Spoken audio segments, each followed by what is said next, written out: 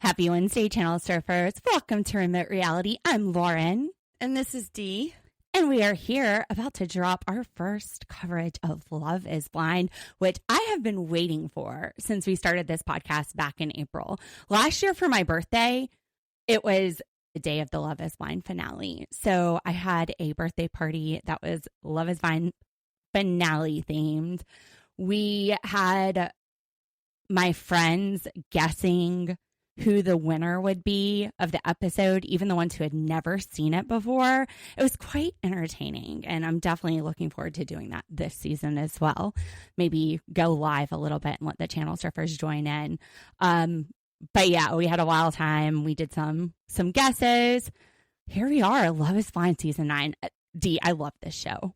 You've never seen it. This is your first time. I have never seen it. Yes, I found it very interesting. Do you see my obsession? Yeah, the concept is very unique. And yes. I like the idea that, you know, they're talking to each other and getting to know each other and fall in love that way instead of actually seeing each other face to face. Absolutely. Now, from the previews, this season looks like a shit show, and I cannot wait. I can't either. Even episode 1, we're starting out with some love triangles. Yeah, I definitely see that coming. For example, we have Sparkle Megan, who I think this episode is probably named after. That's what I was thinking when I saw when I started watching it and I seen that she calls herself, or her nickname is Sparkle Megan. I guess this is more of a love quad because she's talking to Blake, 32, Mike, 37, and Jordan, 29. And the guys are feeling her. Yes, I was surprised when they went to the men's quarter. 2 or 3 of them saying they were into Megan. Yeah. Absolutely. Well, this is Love is Blind, Season 9, Episode 1. A Love That Sparkles. Let's watch. Remote reality. Yeah, that's the key. Unlocking stories wild and free. With a host side by side. Channel surfers, let's ride. Dee, since you've never seen Love is Blind, I'm going to go point out something that was in this intro. Did you notice the gold cups in the intro that were like in a dishwasher? I noticed gold cups. I mean, even some of them are drinking out of gold cups. They do it throughout the show. You see gold bottles of wine, golden cups. That's really for the edit, so we don't know where they are and what stage of the drinks. If they want to mesh something together when they had a full cup with something when they were almost to the end, they can edit whatever happened in the middle out and splice that sentence together. So that makes sense. It's an editing trick. But I was wondering, why are these in the dishwasher? Am I overthinking this? You know, I actually had a note in my notes that says, why aren't these people, they're not drinking like we usually see on Hunt for Love. They were constantly drinking. Does nobody get drunk? There's not. Well, they get drunk. Okay, because I was going to say it's very mild, sedate drinking in this episode. At least that's what the edit is showing in this episode. Where's the drinking? It happens. They're just going to ease us into it. If we came out full crazy on the first episode, then there would be nothing to build up to. So Kalibriah, age 27, she says you have to fall out of love with your type in order to find the one. I never heard that before. Is that a saying that you hear when you're dating the wrong guys over and over, maybe? Possibly. That's the only reason why I could think of for somebody to say something like that. Because usually if you have a type and it's a good type, you don't stray from it. So I can see if it was a bad type why you would say, okay, I need to get away from this and maybe this experience will help me do that. I don't think I ever really had a type. It's like vastly different between the boyfriends I dated. Yeah. Looking back on it, I think mine was too. I don't think I had a particular type. Vanessa even is saying a few of the girls are like, yep, that's true. Yeah, maybe this experiment will help them break out of whatever types they have. Maybe it won't. Now, Michael, he is age 39. He said, great love takes great risk, and I'd rather risk my eyes and use my heart. Vanessa goes, I would go say that in the pods. That is so cliche. This is all so cliche. Somebody writing this stuff for them? ChatGPT before they come into the house. I was they haven't even edited it down. Nick says that the greatest love stories are the I would never have gone out with this person.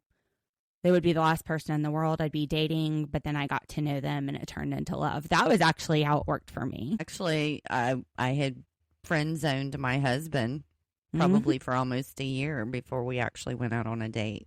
Oh gosh, not only did I friend zone Rob, but one of my friends was talking to him and another guy, and I was like, this dude is a sarcastic jerk. Definitely pick the other guy. I can't believe you like Rob, my husband.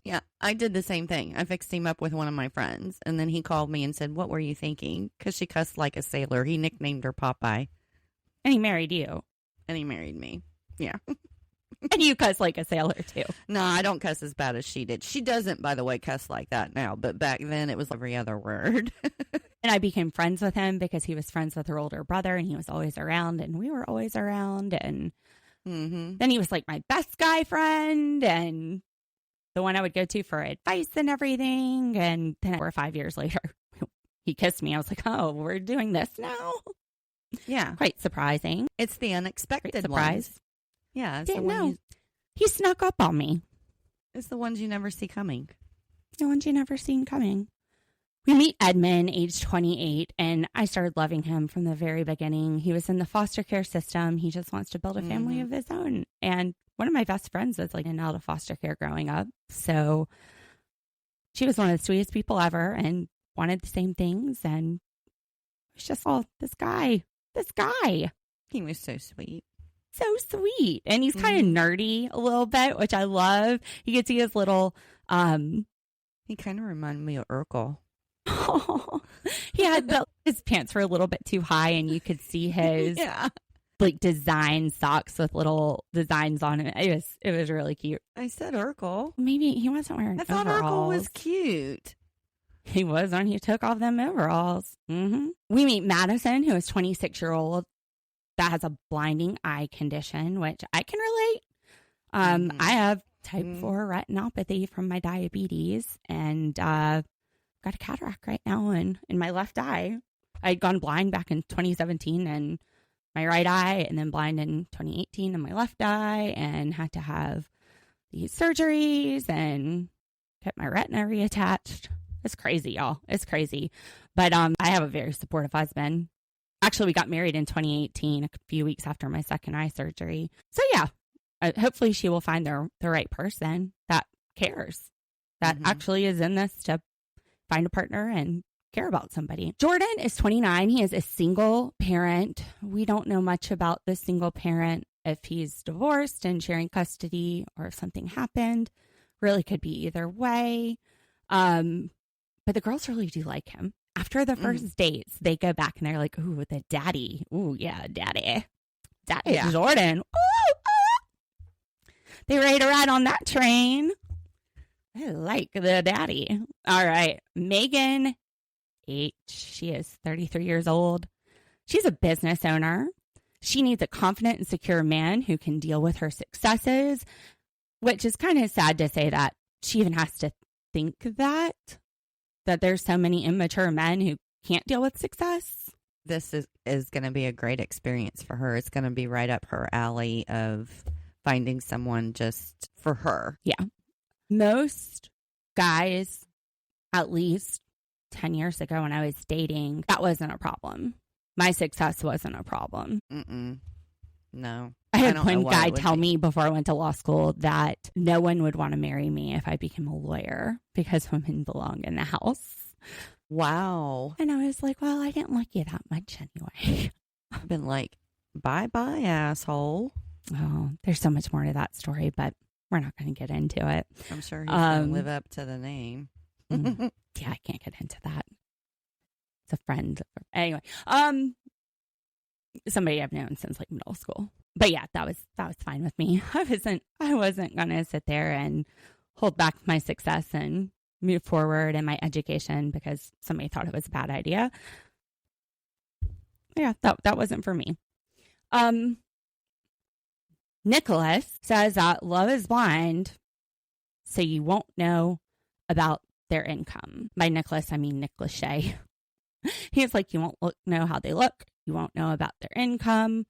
But honestly, that's probably a conversation they need to be having in the pods. I wouldn't be surprised if they don't have some way of asking questions without asking that specific question. Like, you're going to be able to tell if someone's successful at what they do. But even if they're successful, that doesn't mean that they don't have a lot of debt. It doesn't tell you about their spending habits. It doesn't tell you about how they feel about saving versus spending. Just look at 90 Day the Other Way. We are seeing issues with these couples where they just have such different opinions on finances. Yeah. Well, maybe it's something that might come out later, like in the dating stage, instead of like when they're talking to each other in these You mean the pods right off the engage bat. stage? Yeah. You mean after the engaged. first episode? Before they're actually married. But finances can be a deal breaker. I agree. So hopefully they'll talk about it later. We meet a few characters here. Rohan, and the date says, how do you spell that? And he goes, starts with a K. That's pretty funny. That was funny. And then Dylan, who has only ever watched 2 TV shows. Mm-mm. And his date is like, that might be a deal breaker. And I'm like, you did what? Who are you? What do you do with all your time? Probably Was he productive Amish? things that I don't do. Maybe he grew up Amish or something. When did he leave? I mean, my uncle grew up Amish until he left. But Yeah, I would think if you grew up And Amish, he's- you'd be addicted to TV by now. he watches a lot of TV. I don't think he's addicted to it. Well, We meet Casey, who dated her high school boyfriend on and off for 10 years. And she became single pretty much again at 27. He cheated on her, so she's never been in a relationship where she wasn't cheated on. And she talks about how he was following a bunch of pretty blonde girls on social media. We don't get a lot of detail about the cheating aspects of it, but it hurt her self-esteem. she's beautiful too. Which, Love is Blind, but I think she gives some details away to her looks. She started talking to Patrick, who is 30 years old. He played basketball in high school. And she says she does hair and makeup. She's always the person doing hair and never the bride. That's kind of cute. She's only 27, though. Her sister sings in Korean because her dad was on his LDS mission in Korea, and he sung in Korean. And she says, so my sister is a little cute white blonde girl singing in Korea on tour. First of all, when you say Mormon, there are a lot of very pretty blonde Mormons. Mm-hmm. A lot. You're right. She probably was giving away clues to her looks. And then she describes how her sister looks. So she's basically saying, hey. I'm blonde, probably blue-eyed. And then Patrick is saying, I played basketball. So unless he's Muggsy Bogues, he's tall. If y'all don't know Muggsy Bogues, he played for the Charlotte Hornets. He was like 5'7". So they're trying to throw things out there about their looks that might make the other person be attracted to them. Or well, find he's them also a appealing, construction manager. So Yeah, because if somebody does have a type, a blonde, that's usually the go-to with guys. They, they don't say, "Oh, she's brunette." funny though, like as a girl, I'm not super into blondes. Yeah, I've had dark-headed guys, and I married a blonde though. I married a strawberry blonde. I was engaged to a blonde. I married a bald guy, but I like this dark-headed. I just like them all. Anyway, Hair, no hair. I don't have a type. Let's be real. That's what I said. We don't have types. Patrick was insecure growing up. He's telling us in the ITMs because he was the only Asian kid. He lives in Colorado. He's like the Asian kid in school, in church, the friend group. Mm-hmm. And he's pretty funny. He meets a woman named Anna and he says, what's that short for? She's like, no, it's Anna. And he asks what her type is. And she's funny too. She goes, I usually go for red flags. I had written down besides funny and sarcastic. I loved her. I loved her too. She's very spunky. She says it like it is. Now she says she usually dates white guys, but she goes, it's because I'm in Colorado. Like this date's whitewash. We don't have any flavor. They both have parents that moved here from a different country. They both spoke different languages growing up. They speak more than one language. She corrects Patrick immediately when he's like, Anna. And she goes, Anna. Mm-hmm. Oh, you're right. So then Anna goes out with Blake, and she says she likes, for an ideal date, putt-putt and yummy foods. That sounds like a nice date. I like yummy foods. Yeah, I do. Putt-putt ain't bad, especially after a few brewskis. Mm-hmm. And then she says she's going to put a smiley face by his name, which I was like, okay, that was me on Sister Wives last week, sitting there doing sad faces because I didn't cry. My Lexapro got me to the sad face point, though. I was like, maybe they have a sticker book at the back of the pages. They can put like little stars and happy faces and sad faces next to the names. Now, Blake tells us he's there because grandma's giving him shit about not being married yet at 32. This sounds like my grandpa in my late 20s. He was telling me if I didn't find someone soon, I was going to be an old maid. Cute. So he took a career break to find love. And that takes us to Blake and Sparkle Megan. In comes Sparkle Megan. They both prioritize their career in their 20s. Megan is 33. Blake is 32. She says that men are intimidated by her, by how she lives, the car she drives, the house that she lives in. I'm wondering how much of that is financed. I don't know. Isn't she the one at the very beginning that said she was trying to find someone that wasn't interested in money or the money that she made or something like that? And she worked in the oil industry, and now she's starting her own business. Yes, she's given away that she might have some money with just the things that she was talking about. But I actually like her. Her too. But yeah, unless, I don't know, you know how I am. I'm like, yeah. I've always been that way. I'm like, drive old cars, like get the house that's a third of what I qualify for and fix it up and live in that at a low price.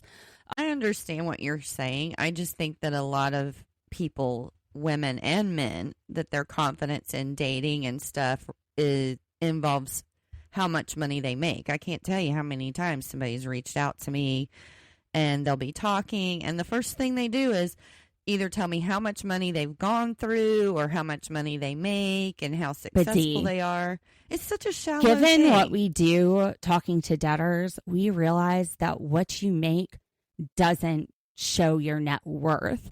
I know. If you're making a lot of money, like, and you're spending a lot more money and you're not investing and you're not being smart with your finances, you could be making 7 figures a year and be broke. We know that. But what I'm saying is how some of them use it as a tool in getting dates. Like to me, vehicles are such a bad financial investment. You are paying money to buy something that's maybe $50,000 brand new. I don't know what a new car costs, but we'll just say that. But I do know depreciation, when we get to somebody's car and we're valuing it, it's about 15 years old, you're looking at $5,000 or less. So even if you paid cash money for this $50,000 car, in 10 years, that car is only worth $5,000. You have lost 90% of the value. If you are financing it, you are also losing interest because you're paying interest on top of the purchase price versus buying the car after the depreciation has run, taking that money and investing it and earning interest off that other like $40,000 in an investment.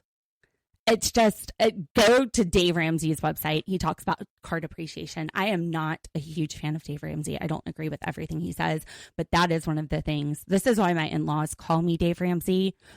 The only thing is, like, if you're making so much money off of your wealth that you can't even give $18,000 per person away to avoid an estate tax, meaning you're going to die with more than $23 million if you're a married couple, more than 13, 14 if you're single, million, then yeah, go ahead and buy the car because the rest of it just goes to the government when you die. Anyway, I digress.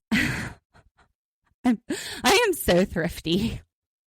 But this is also part of why I had no debt at 38. Where were we? ADHD. Sparkle Megan. She's sparkly. Next we see Sparkle Megan with Sexy Mike. I wrote down Magic Mike. And he is crushing it. He says, you're crushing it at 33 because she's starting up her own business. Mike is a real estate investor. He used to work in finance and asset management, but a desk job to him was soul sucking. And I was thinking, that's what we do. He's a hunk. You think so? I said I wrote down Magic Mike next to his name. The Magic Mike had a different meaning for me. Oh, well, sorry. No, I was just thinking, I just wrote it because he doesn't look like the guy from Magic Mike, but he could be Cute. Channing Tatum. He could be on stage with the guys in Magic Mike. Hubba hubba. Now she tells Magic Mike that she is a type A perfectionist. And Mike's answer is, are you going to be pissed if I'm a slob? And she says, well, I'm kind of traditional, but don't push it. No, this is going to be an issue. If she is type A, it might be cute to clean up after this man's stuff for a year. I don't know. I couldn't deal with it. Well, he didn't say I'm a a slob. slob. He said if he left something on the island and forgot to put it up or something like that. Do you know how much I leave on the island and forget to put it up? Everything. Okay, well. But there's some people that are like that, and there's some people that aren't. And I am not like that. That's going to annoy me. I'm a mess. That's why I work for you. I clean up the mess. You keep me organized.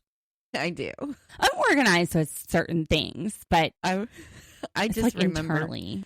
I just remember the first time I walked into your office and started working with you when I was interning, and the thing that went through my head is like your office looked like ground zero to me. Like there was so much in my brain that I was trying to put in filing cabinets and put up, and I was glad that we're like more paperless now and you work from home.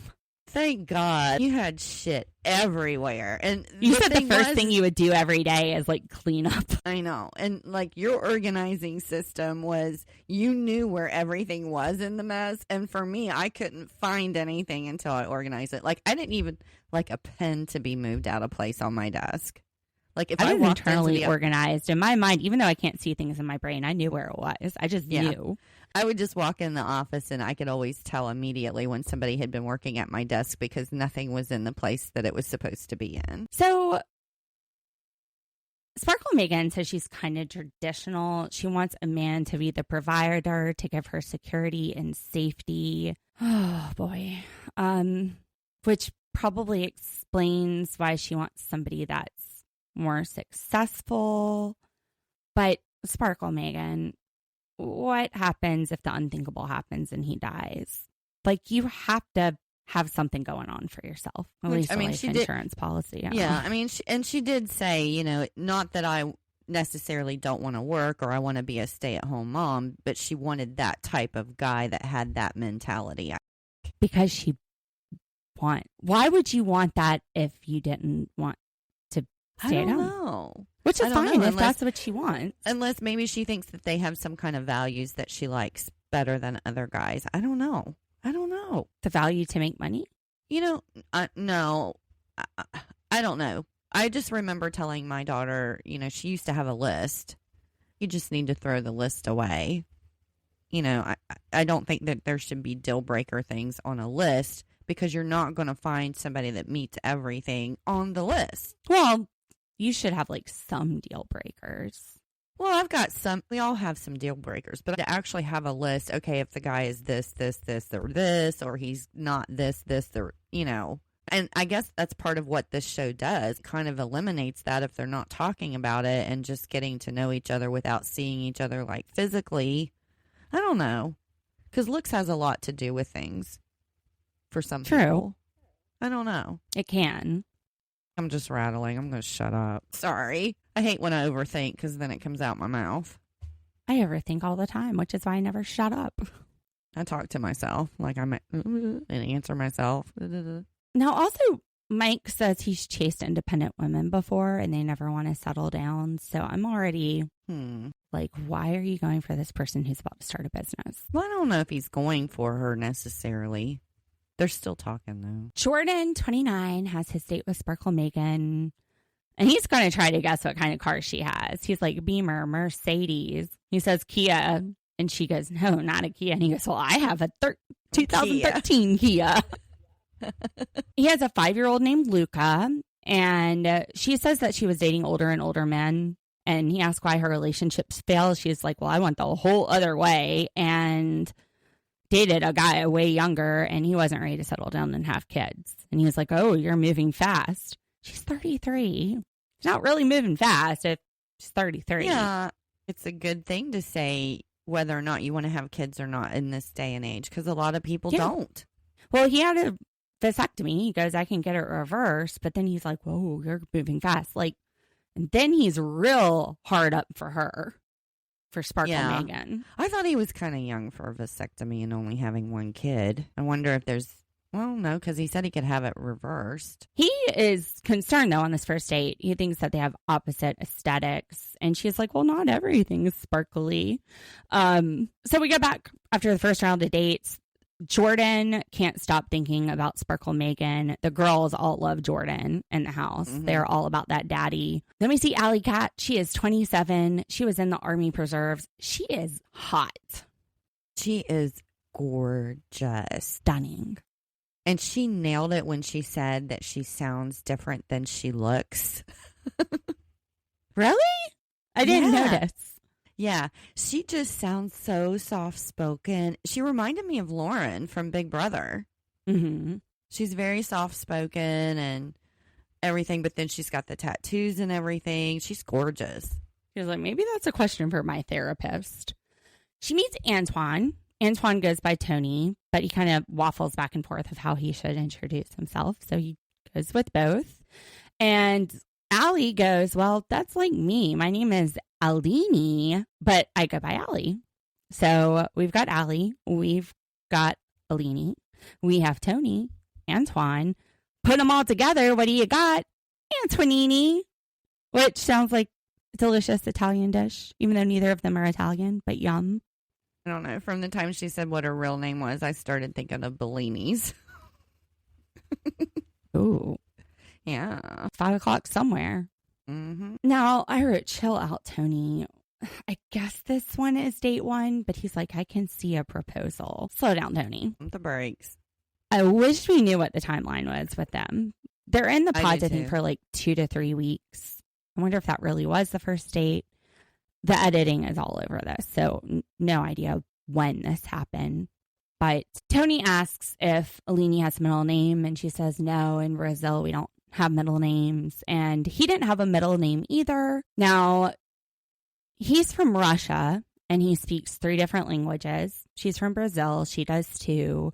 Half of his family is in Russia. The other half of his family is in the Ukraine, which has got to be very difficult right now. The government is what's behind this war. Like, my friend is from Russia, and she's not, like, she's been in the United States for over 20 years, but she doesn't agree with this. And this, you know, you have families here being divided. It's sad. Now, he says he wasn't sheltered. He had to build his life up for himself. He's traditional about how he treats women, which I'm like, what do you mean? Can we expand on that? But they start talking about what they want for their future kids.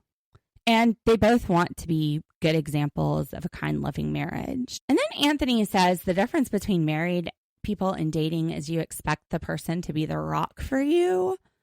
Like, are we talking about The Rock Johnson? Are we talking about somebody to fix you?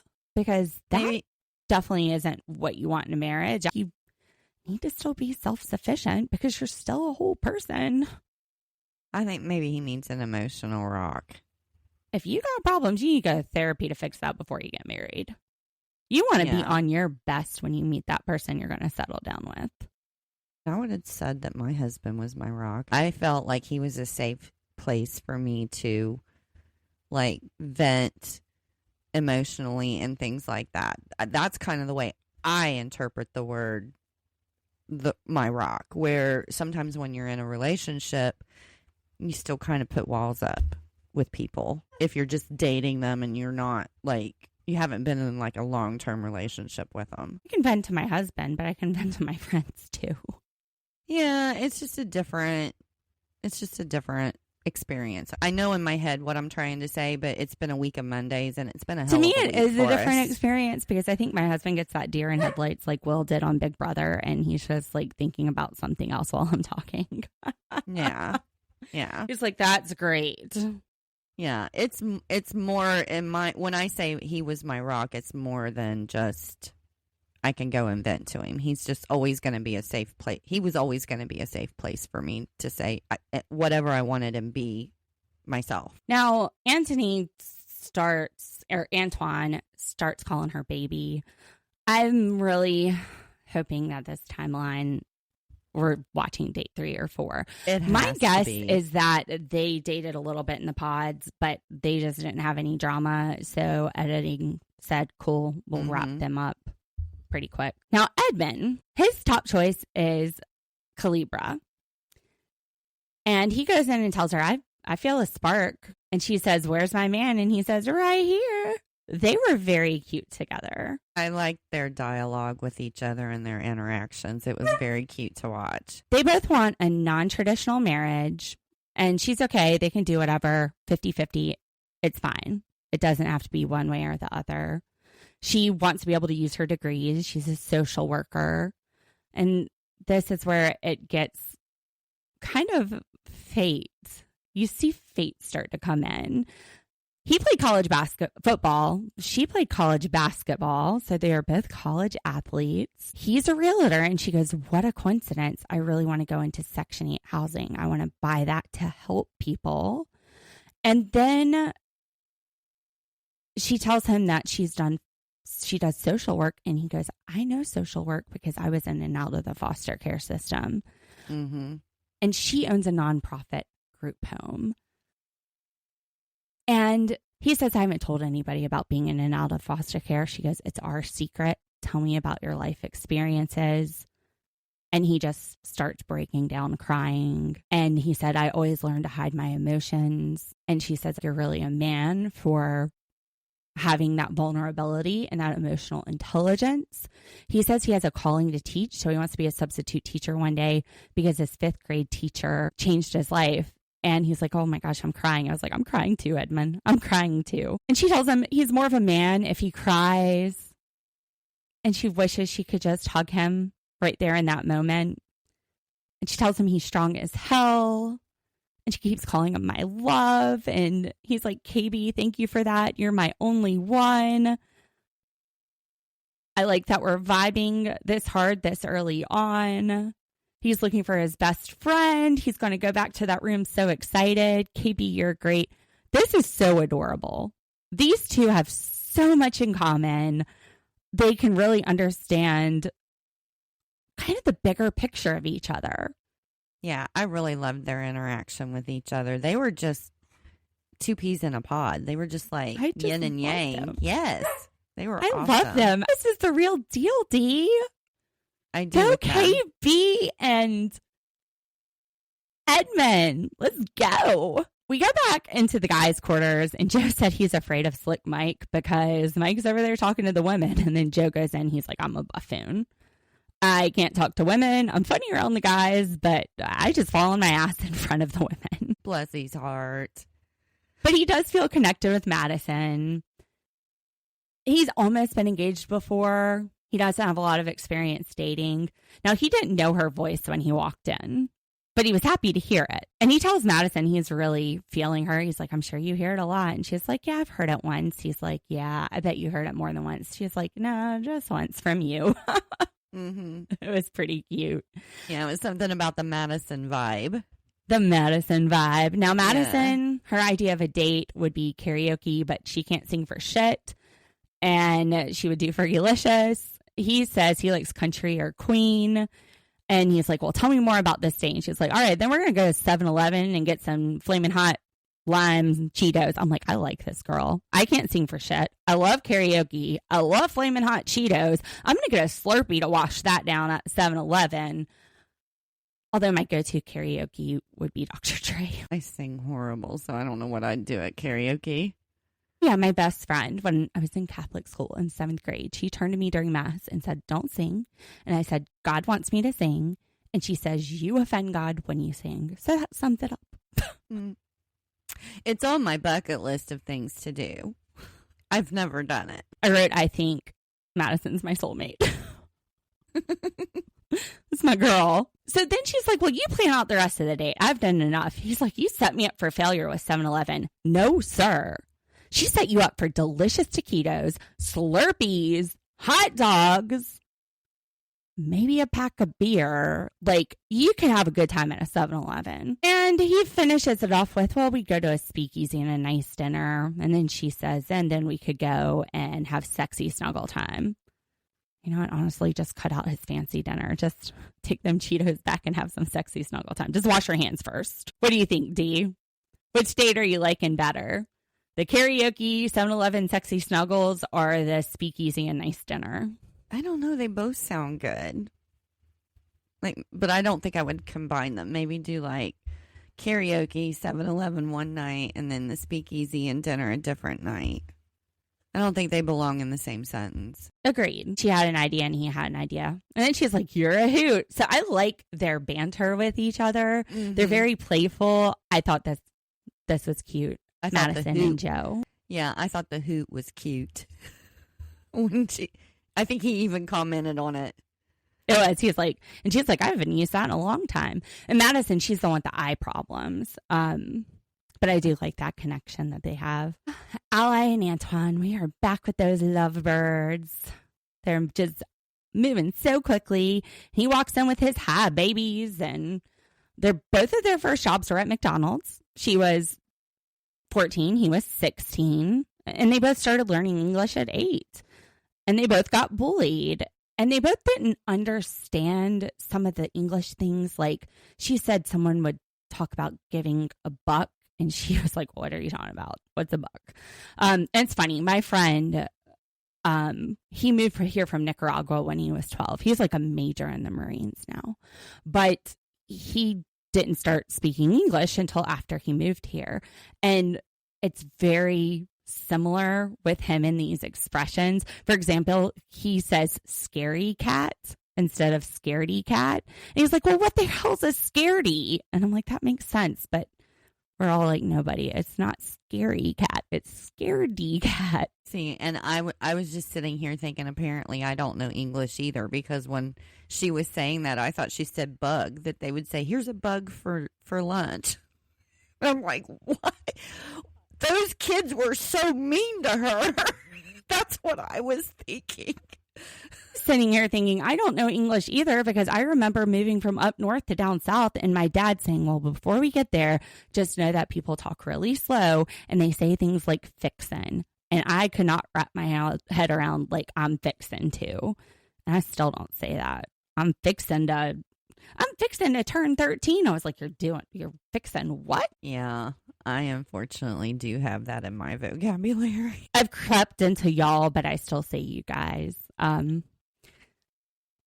It's interesting. Like, he used to dream in Spanish and now he dreams in English. So it just reminded me a lot of one of my friend's stories. Now, they both had dreams about each other. She had a dream that Antoine was coming out of prison and she couldn't see him, but she was with his mom. And he was like, well, I haven't been to prison yet. It's pretty funny. Yeah. And then he's like, you might send me there. Which I'm like, for what? Is this like a Dateline episode? I'm scared. He had a dream about her as well. And he asks her, how do you feel about me? And she says, I usually have my guard up, but I love you. There hasn't been a moment that I haven't thought about you. And then he said, I appreciate you sharing that with me. I'm like, you dick. No, I was waiting for him to just let her down as easy as possible. Or I was like, what an ass. What a response. She was like, I love you with every cell in my body and things. She was saying these things. And she's like, I'm not usually this vulnerable. And then he starts with, I appreciate that. I wanted to reach through that room and slap him. But then he goes, and I love you too. And I dreamt about you too. And all of these signs I'm getting from God, from my heart, from my soul, from these dreams. They're all leading me in the right direction. And I know this is the right direction for both of us. And then he proposes. That's what, when I was like, that's so sweet. How long has this been going on? Because this is the first episode. I wrote, what the fuck, with a laughy face. There I am. There's my face. And she ugly cries and says yes. And that her mascara is not waterproof, which is good. Waterproof mascara does not go on as well as not waterproof mascara. Yes, and she was completely wrong. That beautiful girl did not do any kind of ugly cry. It was She's not ugly. Very pretty. And I said, I hope that the edit has just sped up the storyline, that they have no drama to report. So why not give us a little teaser at the end of the episode, which this episode ends with the walls coming down. You don't see their reactions. You see the wall come down with her. You see him walking out, but he has taken his glasses and moved them on top of his head, and he's squinting. I don't know if that was a great idea. Maybe leave your glasses on and then pull them up when you get to her, so you're not like looking at her like this for the first time. So episode 2, we are going to see their reactions. They're both nervous. He's nervous if she's going to like him. She's just nervous and excited and scared and all the things. And when they go back from this date after the proposal, everyone's really excited in both of the pods. The guys are cheering. The girls are cheering. Everybody's happy. So we see Casey working out. And someone says, why is she such a badass? I was like, I know. And they're like, I don't look that good when I'm running. I was like, nope, I'm falling. I'm tripping on something. I think I look that good, but I know I don't. I look like a sweaty, I don't know, snail. I don't know. Yeah.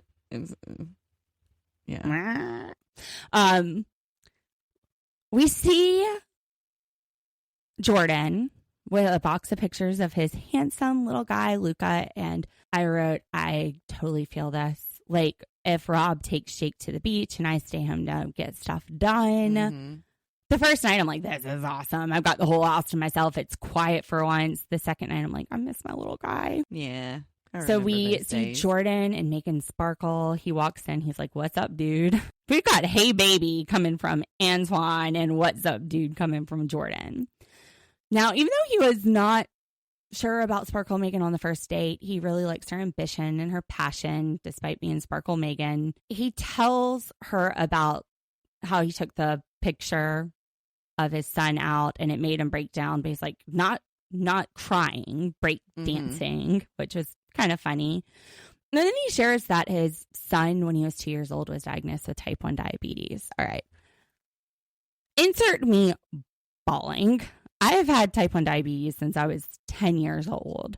It's like 2% of the world population. This is the most extreme version of diabetes because we don't make any insulin.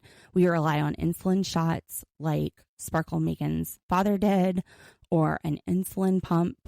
I've done both. When I was first diagnosed 31 years ago, it was shots. It was mixing up 2 different insulins in a shot, taking those twice a day, and they would peak at certain times, and you would have to eat, hoping that you would match when it reached that peak. And if it didn't, then you'd like fall down and couldn't walk. And things have gotten so much better. When I was about 18 years old, they had this long-acting insulin that I would take, and then every time I eat, I would take a shot to counteract the carbs since my body doesn't break down carbs. And then I got an insulin pump about 13 years ago and a CGM. So the technology does keep getting better. That is something that Sparkle Megan tells to Jordan. Her dad was still on insulin shots, probably on the long-acting and short-acting. Some people don't want to carry a pump around with them at all times. I mean, I'm like attached to a ball and chain. This thing loves to get caught on door handles and cabinet handles. And sometimes I'm like, whoop. I'm like D with the headphones the other day. I just get yanked back. I'm like, dang, caught that. Sometimes it rips right out. It's a fun little thing. Although I kind of brought a store it in. I usually just stick it between my boobs. It kind of like makes them look a little spread out and fake, which is fun. But she says with the modern things, he's going to have a whole different life than her dad. And actually, just in August, I think it was University, maybe not. I can't remember where this was. I want to say it was University of Florida, which is where I went when I was diagnosed. That might have been something else, though. That might have been a cancer research. Anyway, they have these CRISPR cells. So there is a cure for type 1 diabetes. You can do inlet cell transplants, but the problem up till now is the transplants can be rejected. So it would require somebody who also already has like immuno problems to have to take immunosuppressants for life. So like my friend Rebecca, her college roommate was type 1 diabetic, and she had issues with the insulin, like an allergy or something to him. So they gave her a inlet cell transplant, and she's on immunosuppressants, but it has cured her type 1. The thing about these CRISPR cells that this just came out in August, they do not require immunosuppression. The way that they are editing the DNA in the donor cells makes it so your body doesn't attack the donation. Well, that's amazing. I'm hoping, I never thought I would hope for a cure, but when I saw that research back in August, it's the first time I've ever hoped that this might be cured. I'm going to cry just like talking about it right now. This is a crazy thing to live with. Oh gosh, my depression lamp just went off. Let me turn that thing back on. You have to think about every single thing you eat. You have to put how many carbs you're eating into your pump. When your blood sugar gets low, I'm funny as hell when my blood sugar is low, but sometimes I'm dizzy as hell and just need to lay down. I actually recorded a Big Brother episode with my mom where my blood sugar was low. I was off the wall. I was off the wall that day. And then sometimes when it's high, I need to just sit there and wait for it to come down. So I was bawling. I was diagnosed at 10, but just the thought of these little kids having this at 2. He said he was 2 when he was diagnosed. Yeah. And it's a lot different now, but it breaks my heart. I think it's type 1 diabetes month. Oh, no, that's November. Just kidding. Close. I think it's domestic abuse month. I think it's domestic abuse awareness month for October. So her dad passed indirectly from complications. He started having an early onset dementia. So not like he had very unregulated high blood sugars, which it's hard. It is hard to be type 1. It's something that is constant every single day, every waking hour and a sleep hour. It's my pump going off at all hours of the night and me having to give myself boluses. It's me having to sit down and eat something and wait 15 minutes and then eat something else that doesn't fix it. It's having to know what you're putting in your mouth to put the carbs into your pump. There's never a break from it. Never. And sometimes you just need a break. Anybody who has had type 1 diabetes long term has come to parts where they're just exhausted with the self-care part of it. It takes so much energy to deal with it. Mounjaro has been a life changer for me. It used to be that I would have to give myself insulin like 15 minutes before I ate something. So it's like, well, if I don't want to eat it all, I still have to eat it all or I'll get low. Now, Mounjaro, because it slows down the digestion, I can eat something and then give myself the dose and it like works. And my blood sugars are so straight. They're in such a great range with it because our bodies, it's just not insulin that we don't make. We also don't make those same hormones that the GLP-1 mimics. It's just that science has never said, well, like you need this to survive. You need the insulin. The insulin will do it. You can be hungry all day and have fast digestion, have blood sugars all over the place. We'll just kind of manage it. But my doctor, she was like, look, this is needed for my client's care, my patient's care. It's going to help. And I'm not losing weight on the GLP-1 because I'm not counting my calories. I'm just not having crazy blood sugars. It's really been incredible.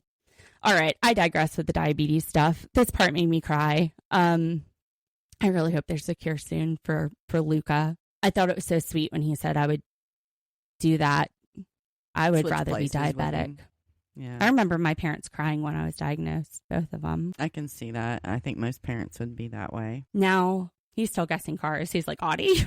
Nope. Mm-hmm. What do you think? You got a guess on what sparkly? What she's driving?